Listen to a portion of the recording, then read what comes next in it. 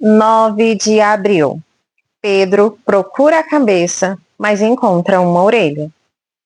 Então Simão Pedro puxou da espada que trazia e feriu o servo do sumo sacerdote, cortando-lhe a orelha direita, e o nome do servo era Malco. João, capítulo 18, versículo 10. Os que estavam ao redor dele, vendo o que ia suceder, perguntaram: Senhor, feriremos a espada?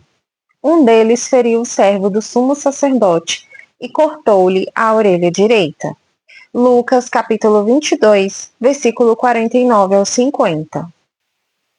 Você consegue pensar em um momento quando se tornou tão impaciente enquanto esperava no Senhor, que decidiu tomar as coisas em suas próprias mãos para fazer com que se movessem um pouco mais rápido? Quando, depois percebeu que havia feito uma grande atrapalhada, você se arrependeu por não esperar um pouco mais antes de agir? Em um momento ou outro, todos nós fomos culpados de agir de maneira imprudente e impensada. Por exemplo, apenas pense em quantas vezes você disse algo de que depois se arrependeu. Ah, como você gostaria de poder ter retirado aquelas palavras, mas era tarde demais. Ou talvez você tenha sido culpado de agir espontaneamente em uma questão antes de ter tido tempo suficiente para realmente analisar a situação a fundo.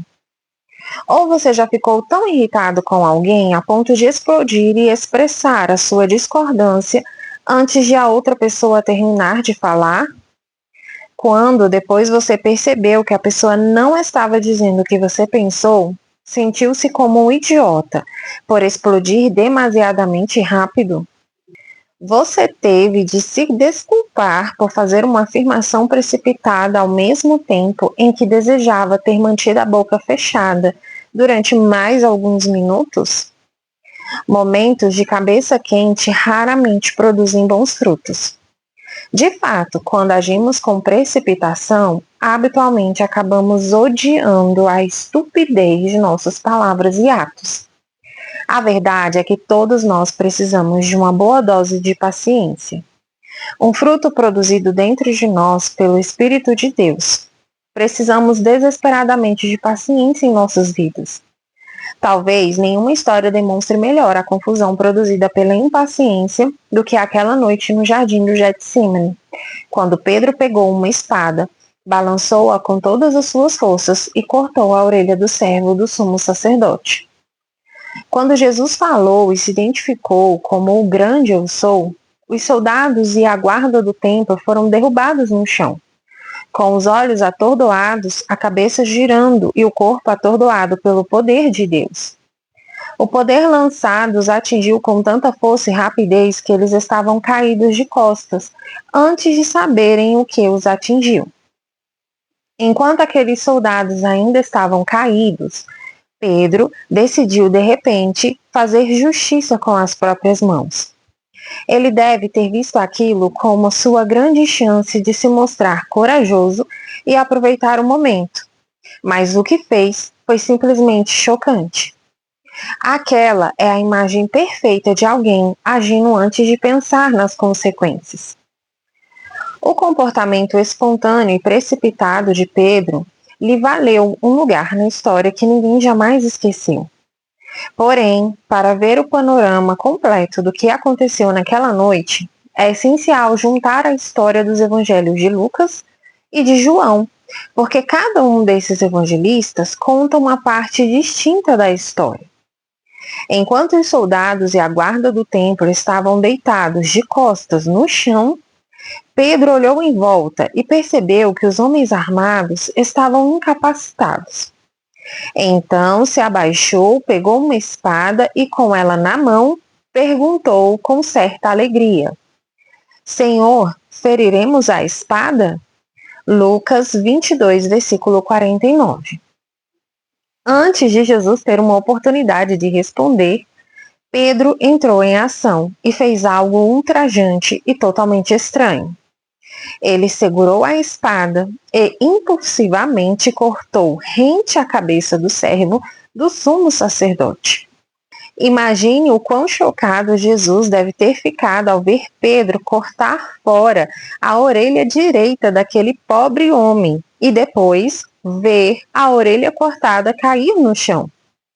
João, capítulo 18, versículo 10, nos diz que Pedro feriu o servo do sumo sacerdote, cortando-lhe a orelha direita.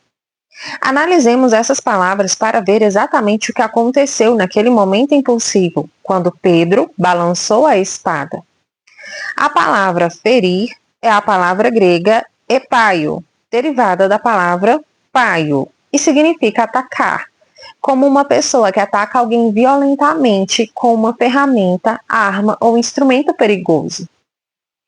Pode também ser traduzida como ferroar, como um escorpião que injetou fortemente seu ferrão em uma vítima. Além disso, significa bater com o punho.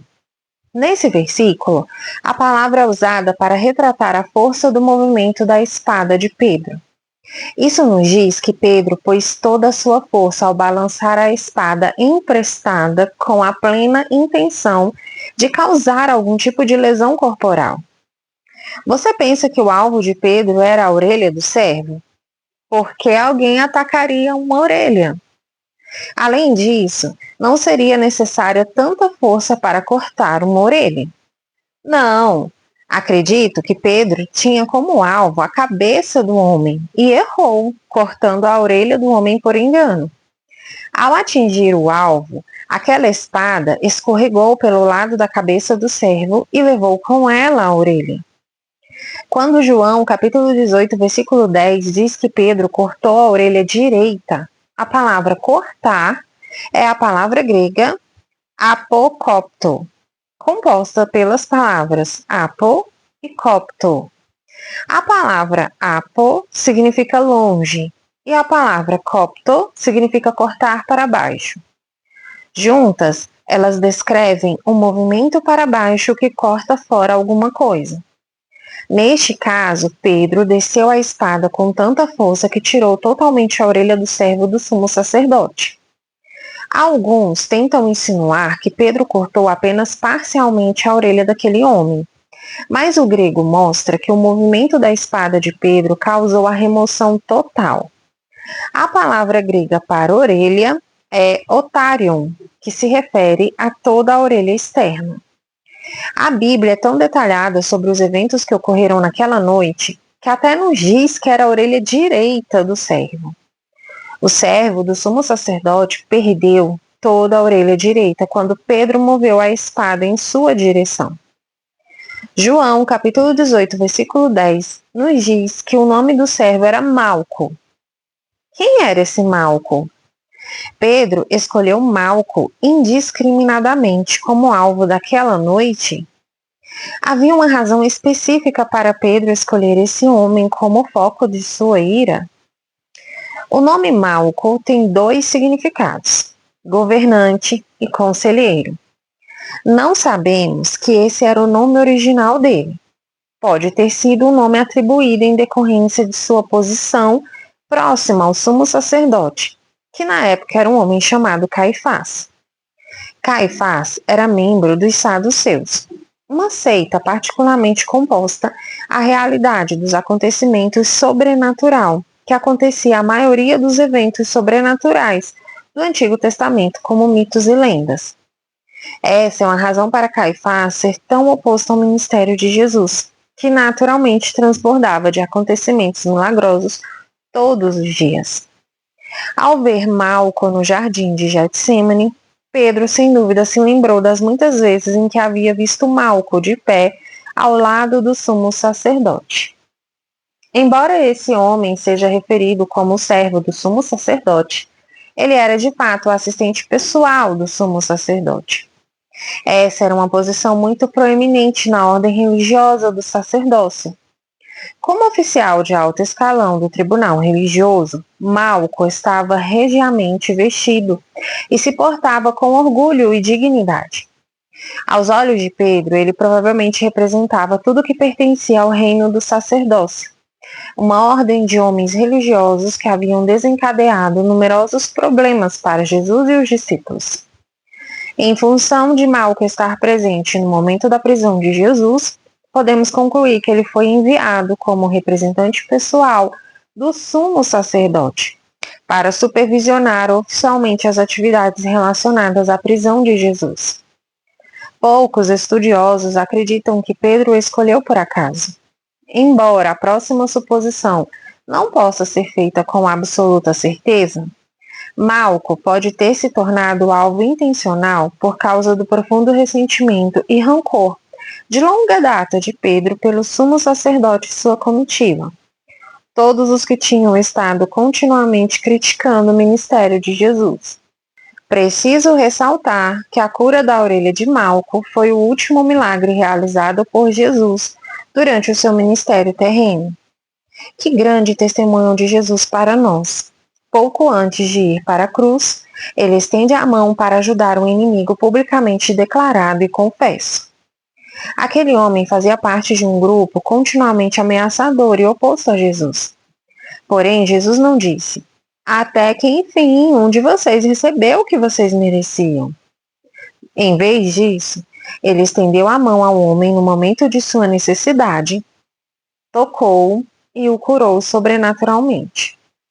Tenha em mente que o sumo sacerdote, um saduceu, opunha-se veementemente ao ministério sobrenatural de Jesus. Contudo, foi o servo do próprio sumo sacerdote quem recebeu um toque sobrenatural de Jesus. Que contraste entre os atos de Jesus e o comportamento de Pedro. Mais do que provável, Pedro agiu motivado por um ressentimento. Mas Jesus demonstrou amor e cuidado genuíno até mesmo por aqueles que se opuseram a ele durante a vida e foram fundamentais para levá-lo à sua crucificação. Então, não siga o exemplo de Pedro. Em vez disso, ore pela graça de ser como Jesus. Decida hoje permitir que o Espírito Santo capacite a estender a mão aos ofensores e oponentes e a amá-los da maneira como Jesus os amaria. Minha oração para hoje. Senhor, peço que tu me ajudes a ser mais semelhante a Jesus. Ajuda-me a liberar os rancores e os ressentimentos profundos que sou tentado a guardar das pessoas.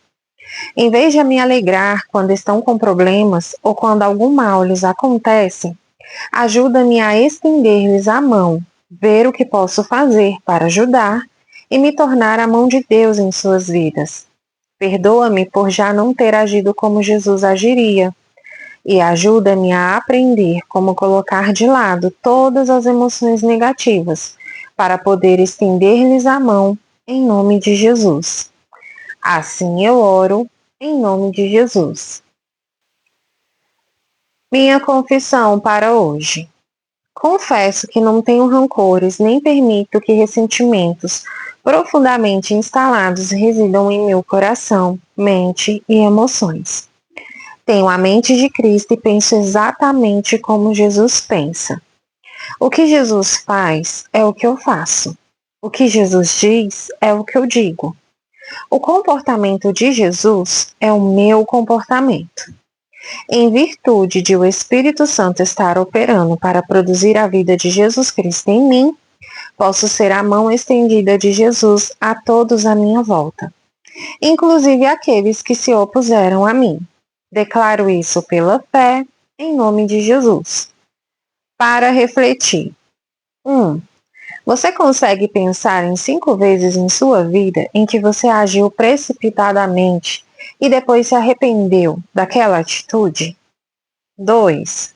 O que você aprendeu com esses incidentes e como poderia reagir de maneira diferente na próxima vez? 3. Quando você se vê reagindo com impaciência, pede ao Espírito Santo que o ajude a tornar-se mais paciente? Se você não fez isso recentemente, por que não interrompe o que está fazendo agora e pede ao Espírito Santo para ajudá-lo nessa área de sua vida hoje?